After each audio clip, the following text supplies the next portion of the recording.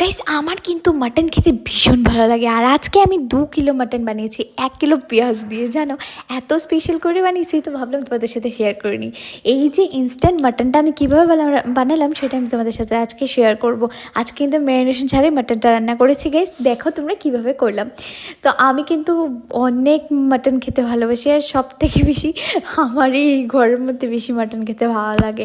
মানে দীপের বাবা ভালোবাসে, বাট আমার মতো নয়।